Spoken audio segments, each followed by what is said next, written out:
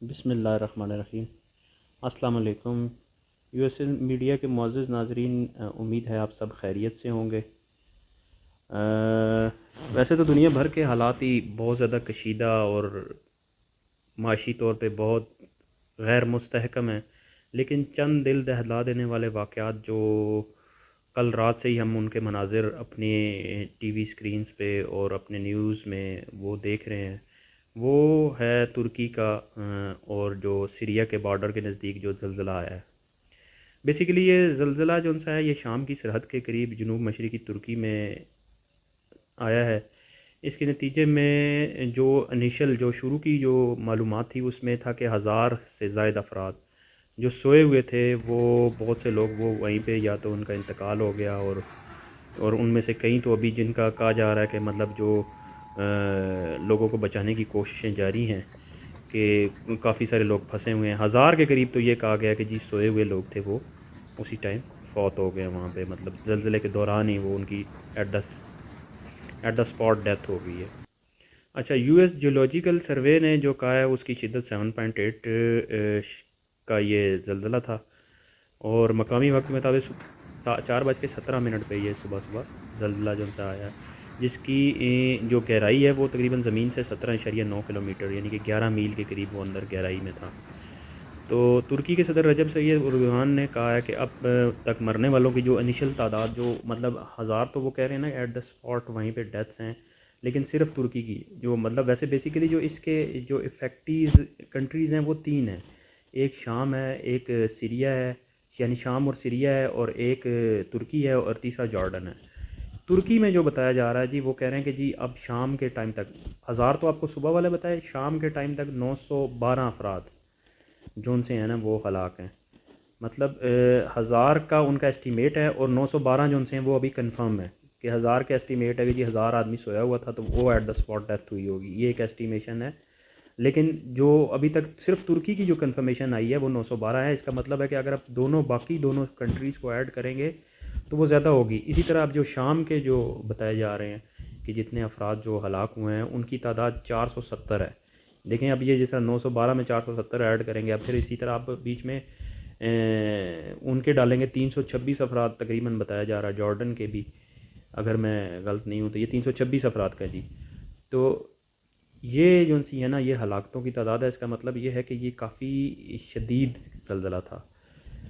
اچھا، اسی طرح متاثرین جو ان سے حکومت کے زیر کنٹرول اور باغیوں کے زیر قبضہ علاقوں میں ہلاکتیں ہوئی ہیں سیریا کی۔ شام کی وزیر صحت نے کہا ہے کہ حلب، لطافیہ، حما اور طرابلس صوبوں میں 326 افراد کی وہاں پہ ہلاکت کی رپورٹ ہے۔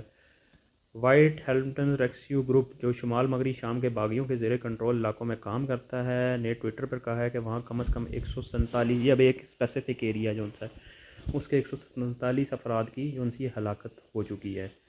آنے والے گھنٹوں میں اوبیسلی یہ پکی بات ہے کہ جی ہلاکتوں کی تعداد میں تیزی سے اضافہ ہونے کا خدشہ ہے۔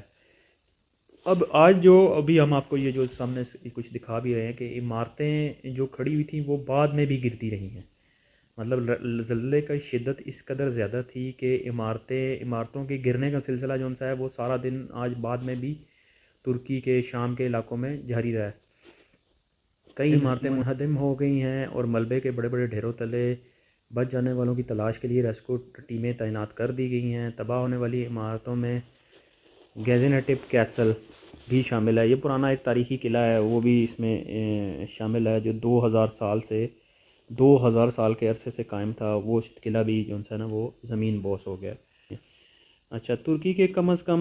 5383 اور شام کے 1000 افراد جو ان سے ہاسپٹلائز جو ہسپتالوں میں پہنچ چکے ہیں، یعنی کہ 5383 اور شام کے 1000 یہ وہ ہیں جو کہ ہاسپٹلائز ہیں ابھی اس وقت اس زلزلے کی وجہ سے۔ تو یہ دوستوں ایک بہت ہی دل دہلا دینے والی خبر، مطلب دل رنجیدہ ہے۔ آلریڈی حالات معاشی کرائسس تو پورا آل اوور دا ورلڈ چل ہی رہا ہے، لیکن اس کے ساتھ یہ جو زلزلے اور یہ بیسیکلی قیامت کی نشانیاں جو رسول اللہ صلی اللہ علیہ وسلم ہمیں بتا گئے ہیں کہ آخری دور ہوگا، کہ یہ زلزلے اور طوفان اور یہ آفتیں اس طرح ہوں گی کہ جیسے ایک تسبیح ٹوٹتی ہے اور اس کے ہر ایک دانے کے بعد دوسرا دانہ تیزی سے گرتا ہے۔ تو ایگزیکٹلی اگر آپ اس وقت پوری دنیا کا سینیریو دیکھیں تو یہ بالکل سیم وہی پوزیشن ہے کہ ایک آپ کی مصیبت ابھی ٹلتی نہیں ہے. اب پاکستان کا کل پرسوں کا ہم انسیڈنٹ دے کے وہی ڈسارٹ تھے، پریشان تھے کہ اللہ تعالیٰ نے ہمارے ملک کو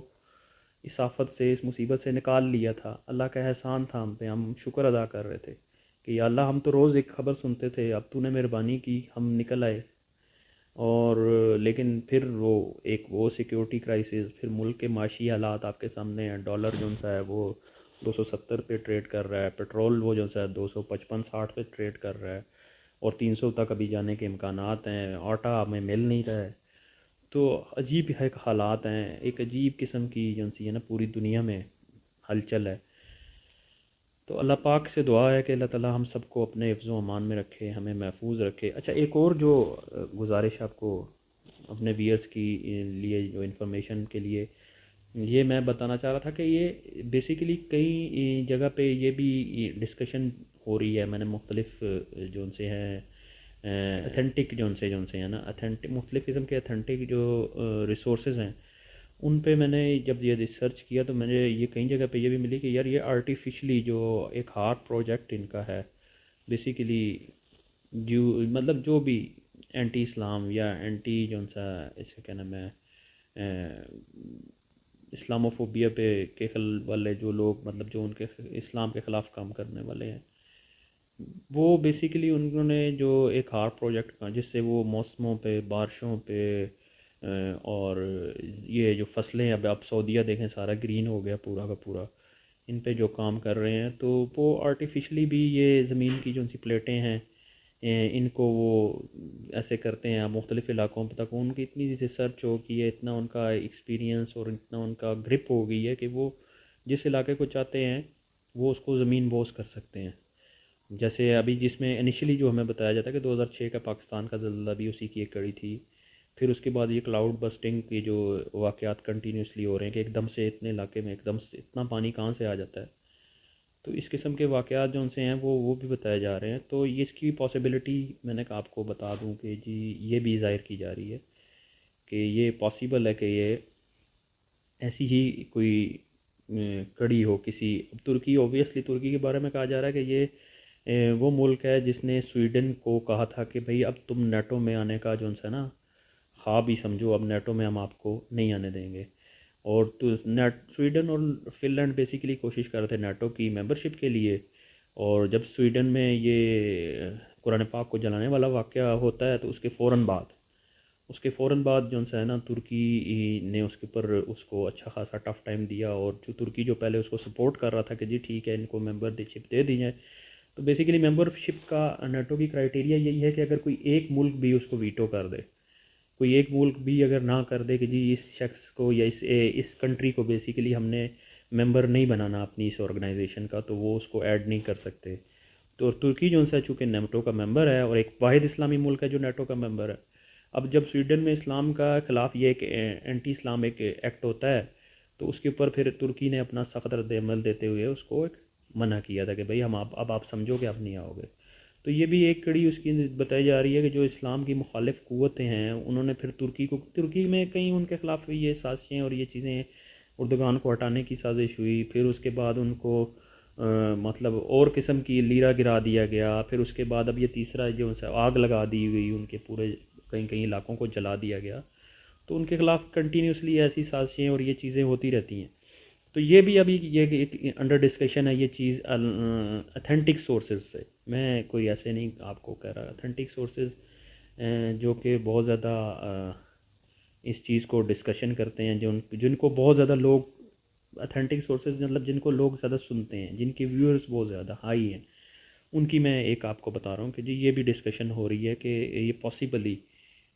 چونکہ ترکی نے اس کے اوپر ریزسٹنس دی اور اس کو کہا کہ بھئی آپ نہیں جا سکیں گے اب، تو اس سے بدلہ لینے کے لیے بھی یہ ایک سازش اور ایک یہ چال ہو سکتی ہے. تو یہ ایک آج کی بری خبر، مطلب دل یقیناً آپ سب کا بھی دل جو ہے اداس ہوگا اس کو سنتے ہوئے. تو اللہ پاک سے دعا ہے کہ اللہ تعالیٰ مسلمانوں کو عروج دے دوبارہ، آپ سب کو، ہم سب کو اپنے حفظ و امان میں رکھے. تو اللہ تعالیٰ سے دعا ہے اللہ تعالیٰ مسلمانوں کو عروج دے دوبارہ، ہم سب کو اپنے حفظ و امان میں رکھے، اور سب کے رزق اور روزی میں برکت عطا فرمائے۔ بہت ساری دعاؤں کے ساتھ اپنی دعاؤں میں یاد رکھیے گا۔ جزاک اللہ۔